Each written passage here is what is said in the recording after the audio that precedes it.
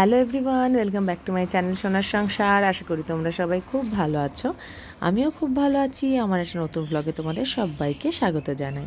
পুরো ব্লগটা দেখো, আশা করি তোমাদের ভালো লাগবে। এটা আমার জন্মদিনের ব্লগ। আমার জন্মদিন ছিল সরস্বতী পুজোর পরের দিন, যেদিনকে ঠান্ডা খাওয়া হয় শীতলা ষষ্ঠী। সেই আমি তো এর আগে সরস্বতী পুজোর ব্লগ তোমাদের সাথে শেয়ার করেই দিয়েছি।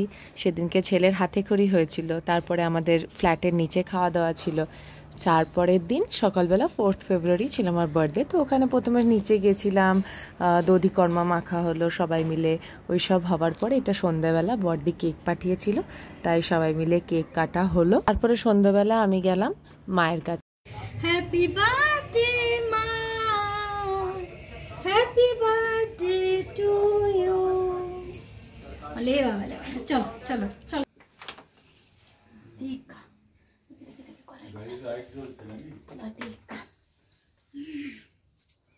মাথায় দাও, সবাই শীতলা ষষ্ঠী। ঠাকুর ভালো করো, ঠাকুর ভালো রেখো, আমার কন্টগুলোকে ভালো রেখো। বস। এবার জন্মদিনের স্পেশাল ছিল আমার বুয়ের আশা। বু হচ্ছে আমার ছোট কাকা। এবার ছোট থেকে আমি জয়েন্ট ফ্যামিলিতে বড় হয়েছি, আমার কাকা পিসি ঠাকুমা দাদু সবার সাথে। তো এখানে কি বলো তো, আমার কাকাদের সাথে আমার বন্ডিংটা খুব ভালো। আর ছোট কাকা তো ছিল একদম বন্ধুর মতো। তো এখন থাকে ও রাঁচিতে, তাই আসা যাওয়াটা খুবই কম হয়। আমার সাথে লাস্ট দেখা হয়েছিল আমার বিয়ের সময়। তারপরে এখানে যখনই এসেছে দুর্গাপুরে, তখন আমি বম্বেতে ছিলাম, আমার সাথে দেখা হয়নি। তো আমি অধীর আগ্রহে ছিলাম যে কখন বু আসবে, আরও বার্থডে দিনই আসার ঠিক করেছিল। তো এই এখন চলছে, আমাকে মা বাবি আশীর্বাদ করলো। তারপরে এই যে দেখো, আমি আমার সামনের বাড়ির কাকিমা, এই কাকিমারও অনেক গল্প তোমাদের সাথে আস্তে আস্তে শেয়ার করব। কাকিমা হচ্ছে আমার মায়ের মতনই, আমাকে খুব ভালোবাসে। নিজে কোনো ভালো জিনিস কিনে আনলে সবার আগে আমাকে বলে তুমি পরো, সেটা শাড়ি হোক যাই হোক, তারপরে আমি পরবো। যখন আমার বিয়ে হয়নি তখন এরকমই ছিল। এখন তো আমি অনেকটা দূরে চলে গেছি, তাই এখানে যতক্ষণই থাকি দুর্গাপুরে মায়ের কাছে যখনই আসি, তখন কাকিমার সাথে একবার দেখা করে আমাকে আসতেই হবে। এরকম সম্পর্ক আসলে ওদের সাথে, খুব ভালো বন্ড শেয়ার করি। Happy birthday to you, happy birthday dear সোনা।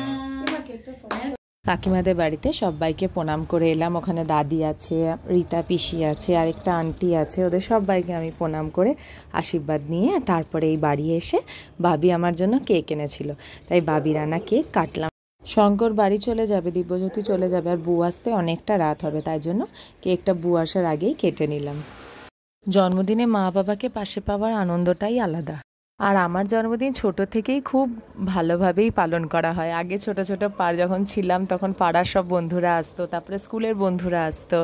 তো এইভাবে আমার জন্মদিন মা ছোট থেকেই পালন করতো। আর পায়েসটা সরস্বতী পুজোর দিন যেহেতু আমার আসলে জন্ম হয়েছিল, তো সেই তিথি মেনে মা সরস্বতী পুজোর দিন একবার পায়েস দেয় আর জন্মদিনে আরেকবার দেয়। তো যেহেতু এবার সরস্বতী পুজোর পরের দিনই আমার জন্মদিন ছিল, তাই জন্য সরস্বতী পুজোর দিনই মা একবারই এবার পায়েস করেছিল। আর এই যে দেখো, কেক টেক খাওয়া হচ্ছে, তারপরে তো শঙ্কর বেরিয়ে গেল। এবার আমার সাথে দেখা করতে এসেছে আমার বড় কাকা আর আমার ভাই। তো ওরা এই যে বইগুলো এনেছে আমার জন্য অ্যাজ এ গিফট, তো আগেই আমার পুচকু ওগুলো কিন্তু পড়ে নিল। তারপরে এই দেখো 10টা বাজতে 10 কি 5 এরকম বু এলো, অনেক অপেক্ষার পর। বু হচ্ছে আমাদের বন্ধুর মতো, ও বাচ্চা খুব ভালোবাসে।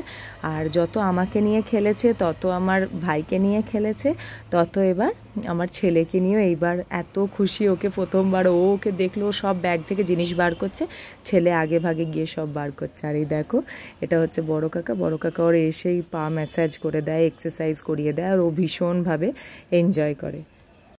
আমি হয়তো এই কথাটা আগেও বলেছি তোমাদের সাথে আমার আগের ভ্লগে, আবারও বলছি, আমার এই জিনিসটাতে খুব ভালো লাগে বা আমি নিজেকে খুব লাকি মনে করি। কেন জানো, আমার মনে হয় আমার ছোটোবেলাটা ঘিরে আমার এই কাকা পিসি মামা সবাই ছিল, আর তারা আবার আজকে এসে আমার ছেলেকে নিয়ে এতটা খেলছে, আমার ছেলেকে টাইম দিতে পারছে। এই জিনিসটা আমার ভীষণ যেন ভালো লাগে। আর ছেলে মানুষজন দেখলে একটু বেশি লাফালাফি করে, তো ওই জন্য ওকে এই যে বিভিন্নভাবে এনগেজ রাখা হচ্ছে। তারপরে বউ তো ওকে আর ছেড়ে আর শুতেই পারছে না, এক এক রকমের জিনিস ওর সাথে মজা করে খেলেই যাচ্ছে। তো আমরা বললাম এবার রাত্রেবেলা হয়েছে, শোয়ার টাইম, আর তখন ওর ঠান্ডাটা খুব ভালোভাবেই লেগেছিল।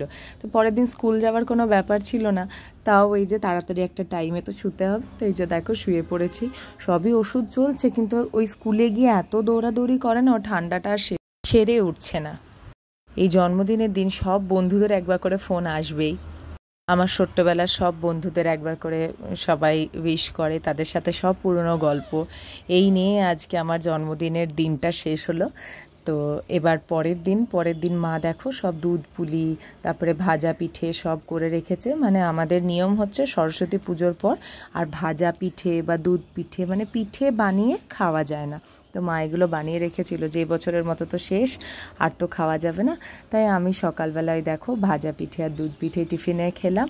তারপরে এই যে মা ওর সাথে খেলছে, ছেলে উঠে গেছে ঘুম থেকে, ওই যে বললাম আজকে স্কুল যাওয়া নেই, বাড়িতেই বউ আর ভাইও এসে গেছে, ওর সাথে এবার সবাই মিলে বল খেলাখেলি হবে।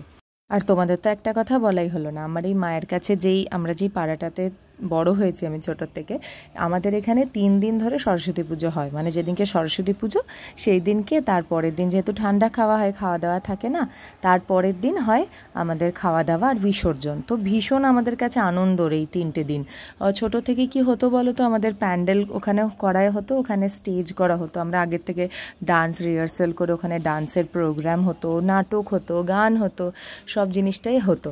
তো এখন যেহেতু আমরা সবাই বড় হয়ে গেছি, বিভিন্নভাবে এনগেজড, আর ওইভাবে হয় না। কিন্তু বিয়ে হয়ে যাওয়ার পর এটা হচ্ছিল প্রথমবার যখন আমি সরস্বতী পুজোয় এইখানে থাকলাম। এই পাড়ার সব কাকিমারা, কাকারা, বন্ধুরা সবাই বলেছিল যাতে এইবার থাকি পুরো সরস্বতী পুজোটা এখানে, বিসর্জন অবধিও। আমার পরের ভ্লগে তোমাদেরকে পুরো দেখাবো এখানে সরস্বতী পুজোয় কীভাবে আমরা এনজয় করলাম। আজকের আমার এই ভ্লগ এত দূরই থাক। তোমরা সবাই কিন্তু জানিও তোমাদের কেমন লাগলো, আর লাইক শেয়ার কমেন্ট করতে ভুলো না।